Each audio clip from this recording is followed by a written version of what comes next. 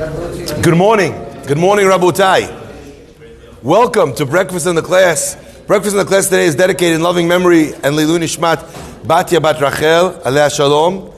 My incredible, special, modest, giving of unconditional love, care, and selfless grandmother. She was one of a kind, an extraordinary, special soul.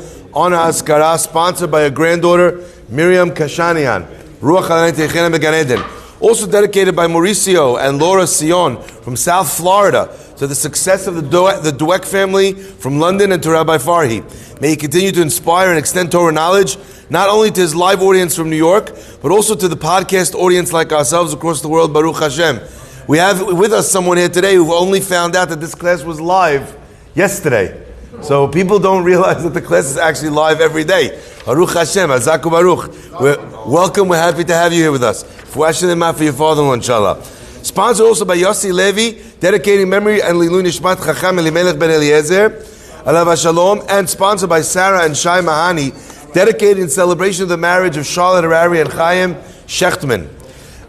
Breakfast and Class is dedicated in honor of Chaim Ichira, sponsored by Sammy Sutton. The week of Cobra is sponsored by David Ash in honor of you and your substantial capacity to do good today and every day. Breakfast and the Class, lastly, but not leastly, is dedicated in celebration of the engagement of Isaac Sayed, son of Sammy Sayed Alav Shalom, and Rochelle to Esther Haddad, sponsored by Rishi and James Haddad. Mazal Tov, Siman Tov, Mabruk. Congratulations to the wonderful and amazing couple that I actually know personally and I'm a huge fan of. Ishtabach Shemo.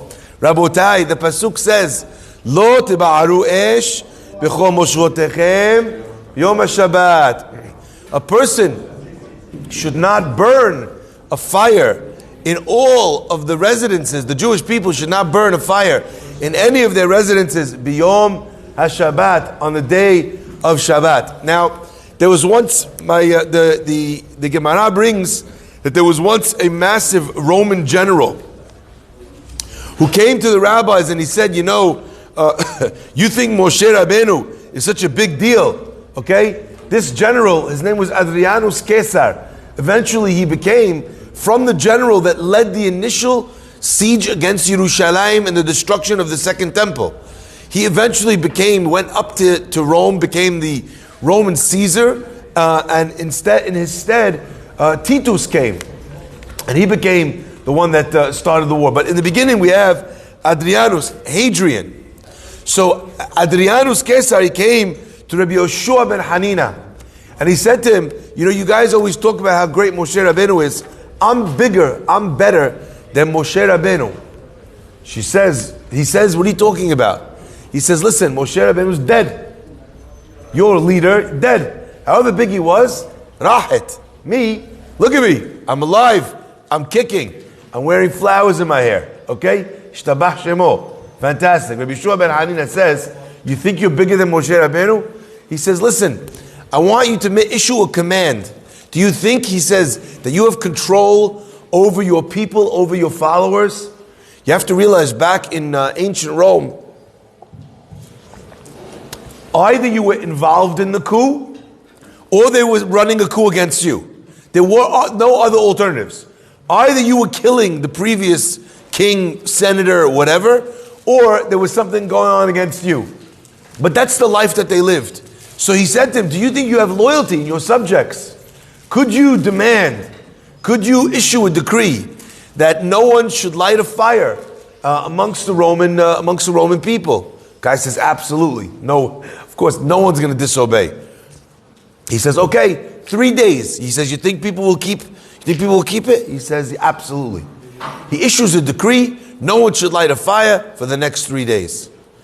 That night, the sun sets. Rabbi Yoshua ben Hanina goes with Adrianus Caesar. He goes up to the top of a mountain. They start looking. What do they see? They see they can see in the nighttime there's fire. He says, what happened? I thought you said they're gonna listen to you. He goes, no, you don't understand. He goes, that house over there where you see the fire and the smoke, that's the house of one of my ministers. This minister, this guy, he wasn't feeling so well. So the doctor told him he should have hot tea or whatever. So I'm aware of it, Yani. Like I know what's going on over there.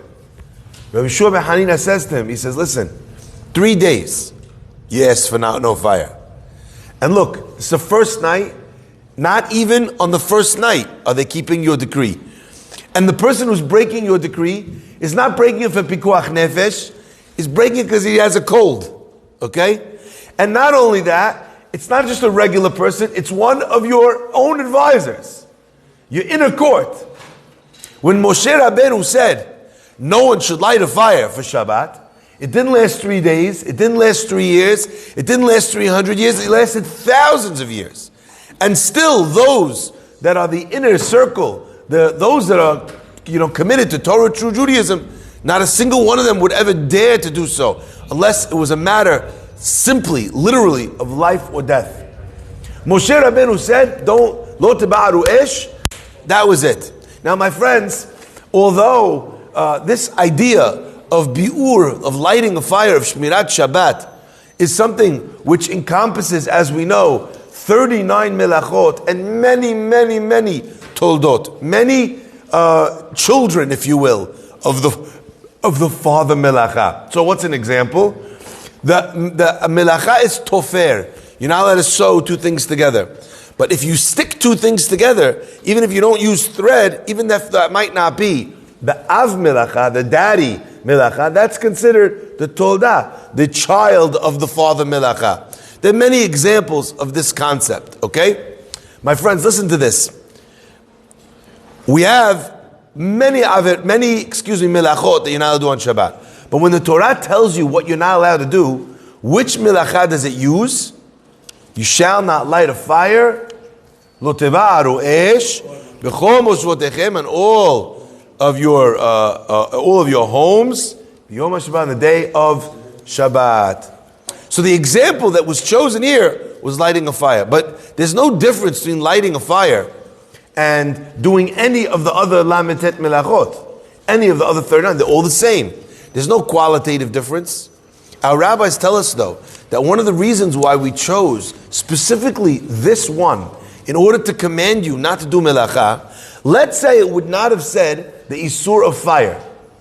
Would you know that you're still not allowed to do the 39 melachot?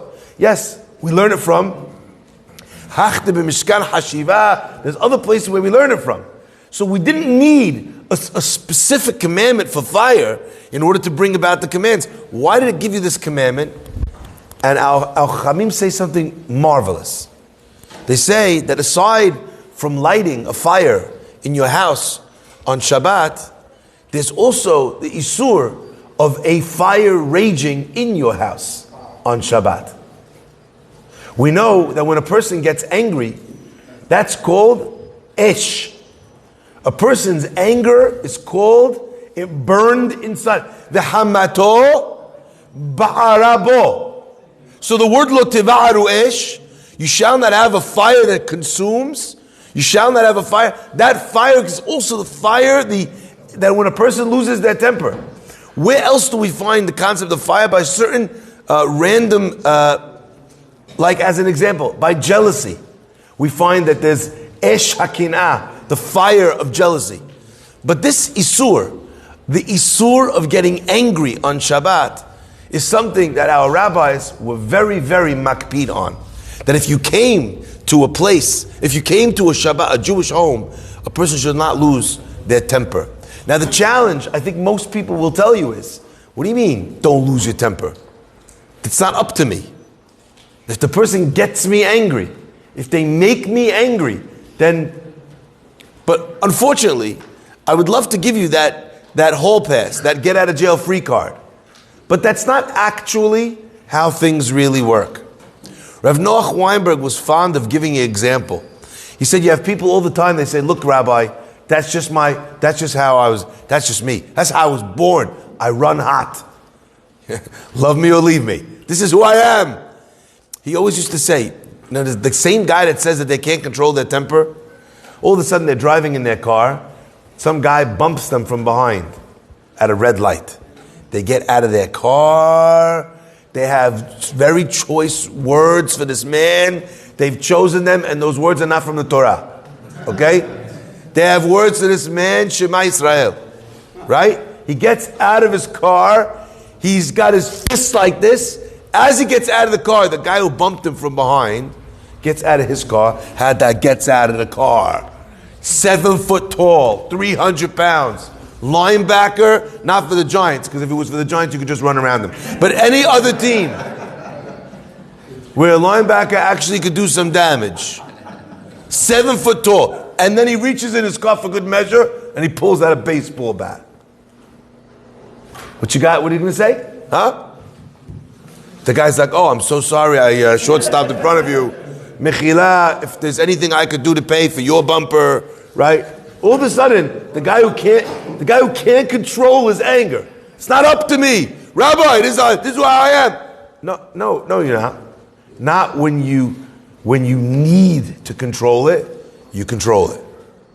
The same guy who at home yells at his wife, yells at his kids, yells at everybody, he goes to the office and he's doing the biggest deal of his life, and the guy across the table from him says the same thing to his, look, it doesn't look like you put in enough preparation to this, this seems half-baked. What does the guy say? Takes his papers, he says, you know what, you're right. Let me redo the numbers and I'll come back to you. It's a deal of his lifetime.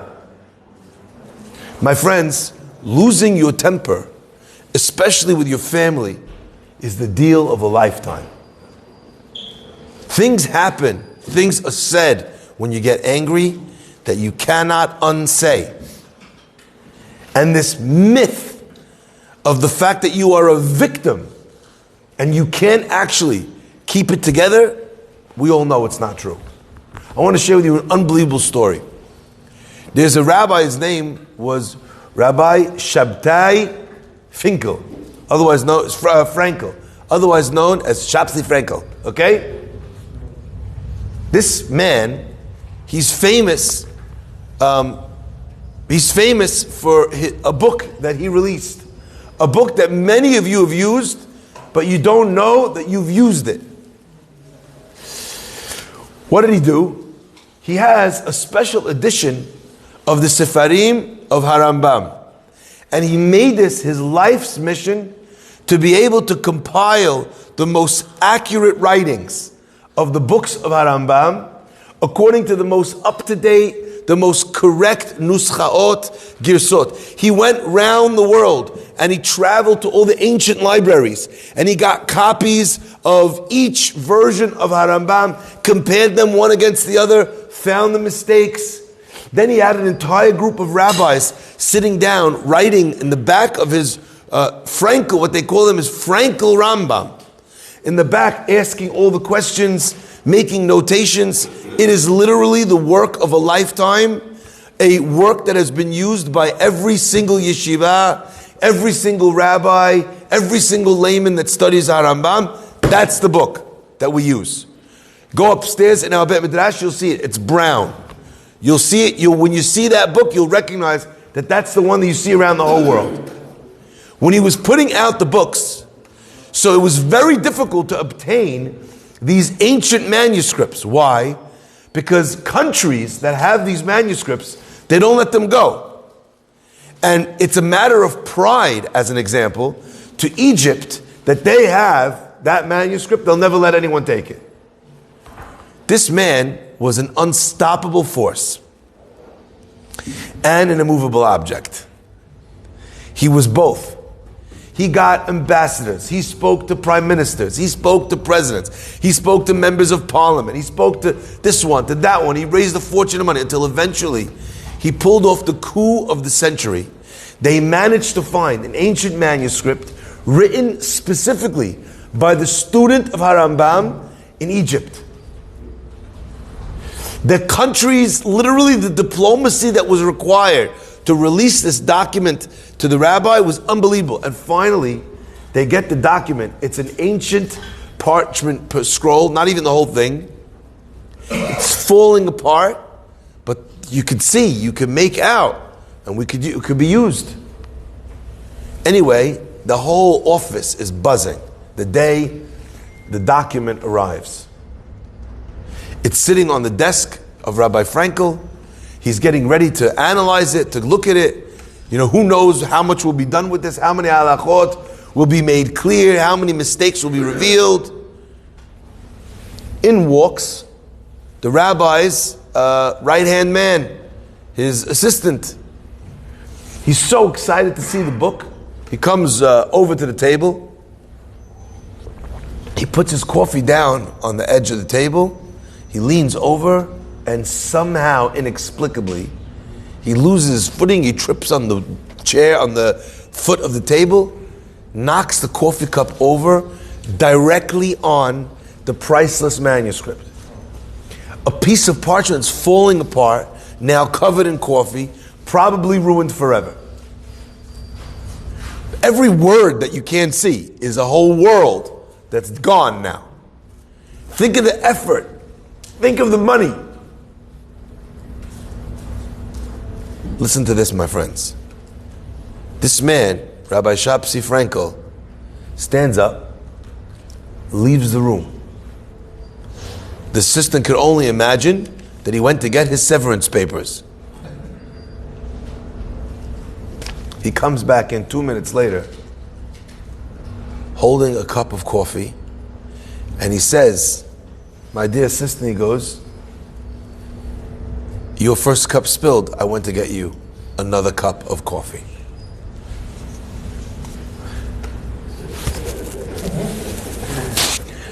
Ah! Some stories you find inspiring. I always found this story so irritating. It's annoying that someone can be that perfect. You know why? Because it makes us realize that we are actually so much more capable, that it was irreplaceable. It was an object of inestimable value. And who's the dib that puts a cup of coffee on the table? When you go to these museums, you want to get in the same room as the manuscript. You have gloves, they have special lights, they change the air conditioning. That's what it's like. It's a priceless, irreplaceable document. And the guy spills coffee all over it, and the guy goes out and he comes back and he says, Cobra has been sponsored by David E. Ash in honor of you and your substantial capacity to mess things up every day.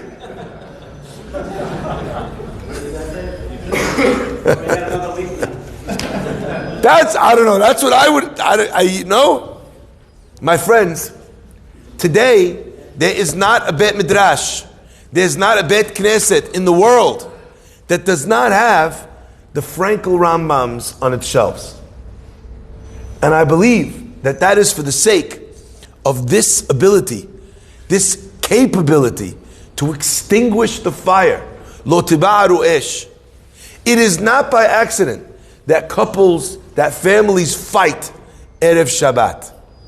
Friday, sun's going down, lighting candles, supposed to be the most serene time, least serene time. Very serene for couples.